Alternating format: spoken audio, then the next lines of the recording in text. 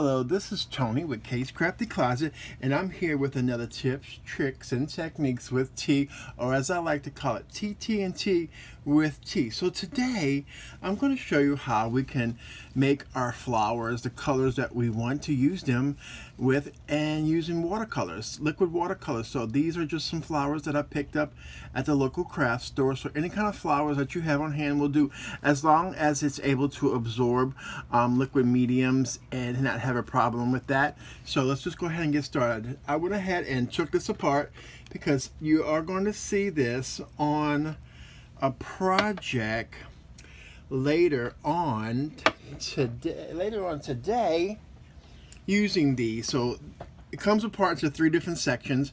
I'm only going to use the 2 because the 3rd section was a little bit too small for me, and so I decided I'm not going to go use that. So I'm going to use some liquid color, watercolor from Reese.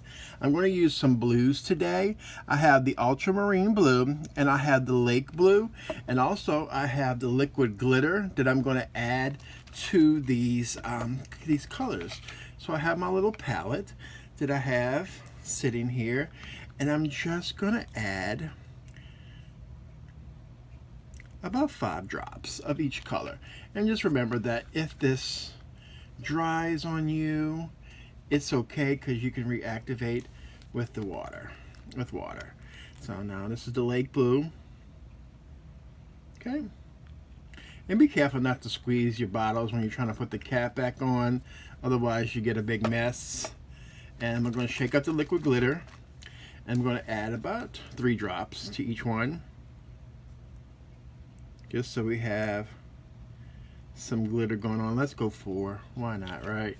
Let's live on the wild side a little bit. And I am going to go ahead and add a little bit of water to each of these, just to dilute it a little bit, just a couple drops. And you can always add more water. You don't need to add water at all if you don't want to. So I'm going to put that to the side. And we have 2 different sizes. So the larger one I'm going to do in the lighter color, and the smaller one I'm going to do in the darker color, just to get a different gradient effect. And I'm just going to go ahead and add my watercolor to this with a brush. And you see how easily it goes on. It kind of absorbs itself. It's like not doing a whole lot of work with it all. So, and the more of the watercolor you put on there, the more it's going to absorb. So, and you can see the glitter on there as it dries back, which I think is I really think that's cool and very awesome. So I'm just gonna paint these until they're done. Super quick, super fast, super easy, and you can use whatever mediums you have. You can actually color these with markers.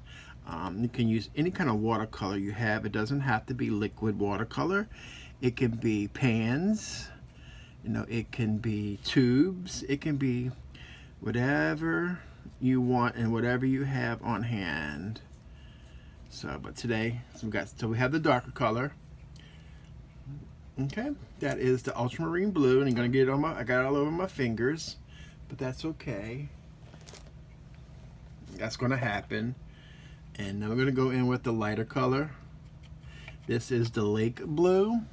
Okay, and we're just gonna add that on there. So, and if you want to add the liquid glitter on top, you can afterwards. So we may try to do that too. On the top one, because the bottom one, a lot of it's going to be covered up anyway because of the top petals. So we'll add it onto that ultramarine blue piece and see if we can get some of that glimmer. I can see it. I can see it. I'm not sure if it shows up on camera, but I can see the glitter pieces in it, especially on the lighter color. Shows up really well. And I just like how quickly that the watercolor just goes onto our flowers like that. Like super simple, super easy. So we have that. So let's go ahead and add some, just put the liquid glitter into another part of the palette, and I'm going to clean off my brush, and and like I said, we can go direct to the project. And like I said, be careful not to squeeze the tops, because you will make a mess, like I just did, like a big mess. But you know what? I'm just going to grab it from that palette. I'm just going to grab it from my mat, and I'm just going to add it directly to, and see how I can see it completely. I can see the coverage now even better when it's like that. And it is going to dye your palette color, the color that's on top of this, and that's okay for me, because you can go back and whatever you have left over, put it on some watercolor paper, and you can have a background on top of it, or do it on some ribbon. So when it dries, it's going to be a completely different effect. It's going to be completely different when it dries. It'll dry back some. Like I said, I have inky fingers, but I'm okay with that. So I'll let this dry, and then like I said, you'll see this in a project later on today. So thank you all for joining me, and y'all have a crafty day, y'all.